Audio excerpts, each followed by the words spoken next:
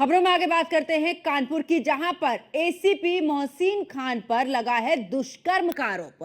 IIT छात्रा ने ACP पर लगाया है यौन शोषण का आरोप। शादी का झांसा देकर दुष्कर्म का आरोप लगाया है। खुद को अविवाहित बताकर बढ़ाई थी नजदीकियां।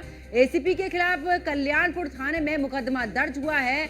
एसीपी मोहसिन खान पुलिस मुख्यालय लखनऊ अटैच, जहां पर एडीसीपी ट्रैफिक अर्चना के नेतृत्व में एसआईटी गठित और एसीपी यहां पर कलेक्टरगंज के रूप में तैनात थे मोहसिन खान। और ऐसे में मोहसिन खान के खिलाफ यहां पर छात्रा ने आरोप भी लगाया है और साथ ही बताया कि खुद को अविवाहित बताकर बढ़ाई थी नजदीकियां। और ऐसे में देखिए, खाकी का लव जिहाद। एसीपी के खिलाफ कल्याणपुर थाने में मुकदमा दर्ज हुआ है और एसीपी कलेक्टरगंज के रूप में यहां पर तैनात थे मोहसिन खान। और ऐसे में अब मोहसिन खान पर यह आरोप लगाया है छात्रा ने कि यहां पर अविवाहित बताया, नजदीकियां बढ़ाई। और साथ ही आईआईटी छात्रा ने एसीपी पर यौन शोषण का आरोप भी लगाया है। तो शादी का झांसा देकर दुष्कर्म का यह आरोप लगाया गया है। देखिए, आईआईटी कानपुर में पढ़ने वाली एक छात्रा ने एक एसीपी जो कि कानपुर पुलिस कमिश्नरेट में तैनात हैं, उनके ऊपर sexual intercourse by employing deceitful means का आरोप लगाया है, जिसमें तत्काल तहरीर लेकर सुसंगत धाराओं में एफआईआर पंजीकृत किया जा रहा है। इसमें डीपर इन्वेस्टिगेशन के लिए एक एसआईटी भी गठित की गई है, जिसको कि एडीसीपी ट्रैफिक अर्चना हेड करेंगी। For the purpose of fair investigation ACP को तत्काल प्रभाव से पुलिस हेडक्वार्टर लखनऊ में अटैच कर दिया गया है। आगे जो भी डेवलपमेंट्स होंगे वो आप लोगों के साथ साझा किए जाएंगे। देखिए, आईआईटी कानपुर में पढ़ने वाली तो देखिए, आईआईटी छात्रा ने यहां पर एसीपी पर आरोप लगाया है यौन शोषण का। शादी का झांसा देकर दुष्कर्म का आरोप लगाया गया है। फिलहाल मोहसिन पहले से ही शादीशुदा और आखिरकार अब छात्रा को अविवाहित बताकर धोखे में रखा। फिलहाल ऐसे में कार्रवाई जरूर की जा रही है और एसीपी मोहसिन पर लटकी है विभागीय कार्रवाई, जहां पर आपको बता दें कि खुद को अविवाहित बताकर बढ़ाई थी नजदीकियां और पोल खुलने पर पत्नी से तलाक की बात भी। तो ऐसे में आपको बता दें कि एसीपी मोहसिन खान पर रेप का आरोप लगाया गया है।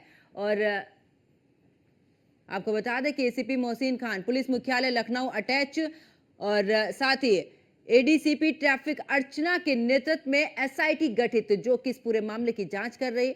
और ऐसे में आईआईटी छात्रा ने एसीपी पर लगाया है यौन शोषण का आरोप, जहां पर शादी का झांसा देकर खुद को अविवाहित बताकर यहां पर फंसाने का आरोप भी छात्रा की तरफ से लगाया गया है। एसीपी पर रेप की एफआईआर और फिलहाल कब होगी गिरफ्तारी, ये भी एक बड़ा सवाल है। तो ऐसे में खाकी का लव जिहाद सामने आया है। अक्सर हमने देखा है कि तरह तरह से जिहाद सामने आ रहे हैं और आखिरकार अब खाकी का लव जिहाद, वो खाकी जो हर किसी को न्याय दिलाती है, वो खाकी जिस पर की जनता का विश्वास है। जब उनके साथ में कुछ गलत होता है तो जनता खाकी के पास ही जाती है। लेकिन अगर ऐसी ही हिमायतें अगर खाकी ही करेगी तो भला कहां पर इंसाफ मिलेगा, बड़ा सवाल खड़ा होता है।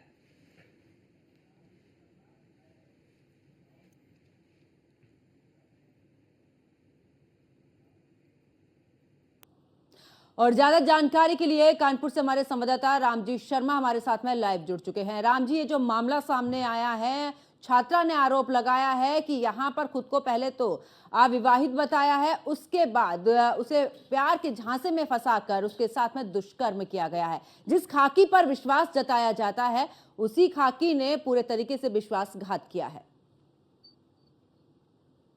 जी, बिल्कुल, मैं आपको बता दूँ पूरा मामला कल्याण थाना क्षेत्र के आईआईटी का है, जहाँ पर एक आईआईटी की छात्रा फाइनल ईयर की, जिसने एसीपी कलेक्टरगंज में वर्तमान में तैनाती थी, मोहसिन खान, उन पर एक आरोप लगाया कि उन्होंने शादी का झांसा देकर उस पर दुष्कर्म किया और कई महीने तक उस पर दुष्कर्म करते रहे। जब अभी नवंबर महीने में जब मोहसिन खान एक बच्चे के बाप बनते हैं, तब उसको इस बात की जानकारी होती है कि पूरे मामले को लेकर के कहीं ना कहीं बोलते हैं झूठ बोल रहे हैं और लगातार उनको शादी झांसा देकर उसके साथ दुष्कर्म करते हैं, जिसकी शिकायत उसने कानपुर के कई पुलिस अधिकारियों से की, लेकिन उसकी सुनवाई ना होने पर परेशान छात्रा ने पूरे मामले की जानकारी आईआईटी के डायरेक्टर मरीन अग्रवाल से की। मरीन अग्रवाल ने पूरे मामले की इंटरनली जांच कराई। जांच कराने पर पूरे मामले की शिकायत पुलिस कमिश्नर अखिल कुमार से की। पुलिस कमिश्नर ने मामले को संज्ञान में लिया और डीसीपी साउथ अंकिता शर्मा और एडीसीपी अर्चना सिंह को सादी वर्दी में आईटी भेजते हैं। वहां पर पूरे मामले की जांच करते हैं। जांच करने के बाद दोनों ही पुलिस अधिकारियों ने जो छात्रा जिसने आरोप लगाया उसके साथ एक बंद कमरे में 2 घंटे तक बैठक की। बैठक करने के बाद उसने कई ऐसे साक्ष्य ऑडियो वीडियो के साथ ही कई ऐसे चैट जो है पुलिस अधिकारी जो डीसीपी साउथ थी अंकिता शर्मा उनको सौंप दिए। उस साक्ष्य के आधार पर इस बात की साबित होती है कि एसीपी मोहसिन खान लगातार उसके धोखा कर रहे थे, उसके मतलब शारीरिक संबंध बनाते रहे। इसकी शिकायत उन्होंने पूरी रिपोर्ट बनाकर पुलिस कमिश्नर अखिल कुमार को दी, जिसके बाद उनके आदेश के बाद मोहसिन खान के खिलाफ मुकदमा दर्ज हो गया। मुकदमा दर्ज करने के बाद उनको तत्काल उनके पद से हटाने के बाद उनको लखनऊ मुख्यालय अटैच कर दिया गया। इस पूरे मामले को लेकर के जब अधिकारियों से बात की है तो इस पूरे मामले को लेकर अंकिता शर्मा ने बताया है कि इसमें एसआईटी गठित कर दी गई, पूरे मामले की जांच की जा रही है।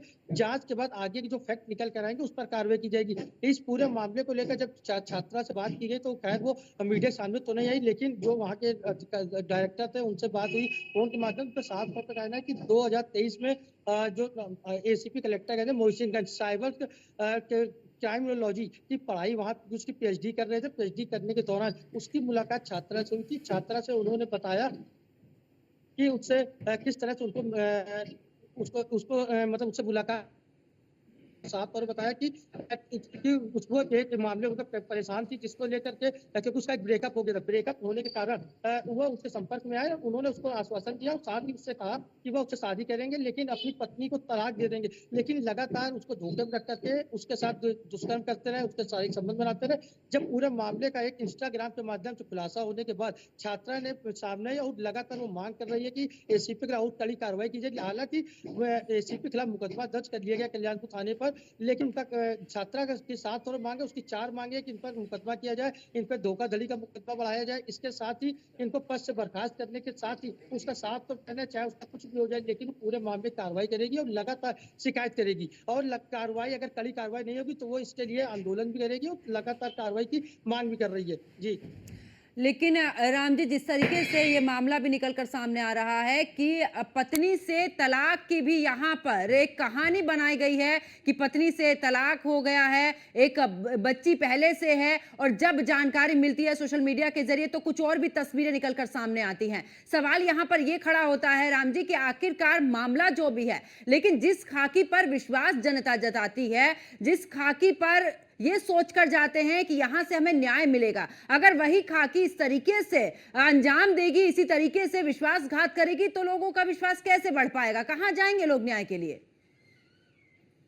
बिल्कुल, सबसे बड़ी बात ये है कि लगातार जो योगी सरकार है वो लगातार महिलाओं को लेकर काफी सजग है, उनकी सुरक्षा की लगातार बात करती है और लगातार साफ तौर पे यह भी कहती है कि किसी भी तरह की महिला को समस्या तो खाकी के पास जाए, वो उनकी मदद की। लेकिन जिस तरह के खाकी का चेहरा सामने आया वो कहीं ना कहीं उस पर दाग लगाता हुआ नजर आ रहा। साथ ही वो एक एसीपी मतलब की गस्टेड ऑफिसर की अगर इस तरह की हरकतें करेगा तो आखिर आम जनता किसके बाद न्याय के लिए जाएगी, यह एक बड़ा सवाल खड़ा होता है। सबसे बड़ी बात है कि इसी 15 अगस्त को इन्हीं मोहसिन खान को अच्छे कार्यों के लिए उन्हें सिल्वर मेडल डीजीपी की तरफ से दिया गया था। वह भी एक सवाल है कि आखिर उनका कार्य ऐसा है। उसके बाद यह भी एक निकल के जानकारी सामने, जब ये आगरा में तैनाती रहे 3 साल तक, तो वहां पर आगरा में तैनाती के दौरान भी वहां पर एक महिला ने पर आरोप लगाया था, लेकिन उस मामले को बाद में दबा दिया गया। ये कहा गया कि दोनों मामले समझौता हो गया, समझौता होने के बाद पूरा मामला खत्म कर दिया। लेकिन जब आगरा में मोहसिन खान ने इस तरह की हरकत की उस पर अगर कड़ी कार्रवाई होती शायद ये जो आज कानपुर में घटना हुई है वो घटना कानपुर में नहीं होती। और सबसे बड़ी बात है कि मोहसिन खान की एक बेटी 5 साल की है।